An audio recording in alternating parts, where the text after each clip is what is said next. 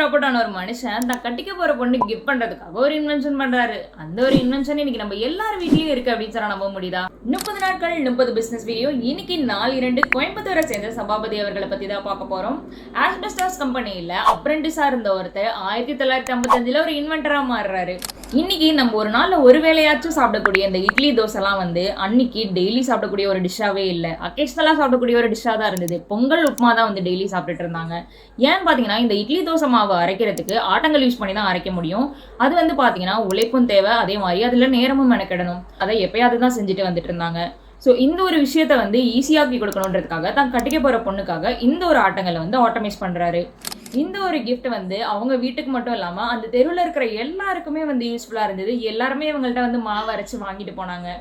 இப்படி வீட்டில் தெருவில்னு ஆரம்பித்த இந்த ஒரு இன்வென்ஷன் இன்னைக்கு இந்தியா முழுக்க எல்லாருமே யூஸ் பண்ணக்கூடிய ஒரு இன்வென்ஷனாக மாறிடுச்சு. சும்மா சொல்லக்கூடாதுங்க, இன்னைக்கு கோயம்புத்தூரில் 700க்கும் மேற்பட்ட மேனுஃபேக்சரிங் யூனிட் கிரைண்டருக்கு மட்டுமே பிரத்யோகமாக இருக்குது அப்படின்னா அது கண்டிப்பாக இவரோட இன்வென்ஷன் தான் காரணம். ஏன் நம்ம கவர்மெண்ட்டே கூட 1 கோடிக்கும் மேலே கிரைண்டர் எல்லாருக்கும் இலவசமாக கொடுத்தாங்க. அண்ட் இதில் நோட் பண்ணக்கூடிய இன்னொரு விஷயம் என்னன்னு பார்த்தீங்கன்னா இன்னைக்கு அவரும் இல்லை, அவர் உருவாக்கின அந்த மேனுஃபேக்சரிங் யூனிட்டும் இல்லை. ஸோ என்னதான் இவர் ஒரு பிராண்டை உருவாக்கலை அப்படின்னாலுமே ஒரு புது பிஸ்னஸ் செக்மெண்ட்டே உருவாக்கியிருக்காரு அப்படின்னு தான் சொல்லணும். ஸோ கண்டிப்பாக உங்கள் கனவுகளை நோக்கி ஓட ஆரம்பிங்க அண்ட் உங்களுக்குன்னு ஒரு பிராண்டை கிரியேட் பண்ணுங்கள். நெக்ஸ்ட் பிஸ்னஸ் வீடியோவில் சந்திக்கலாம். பாய்.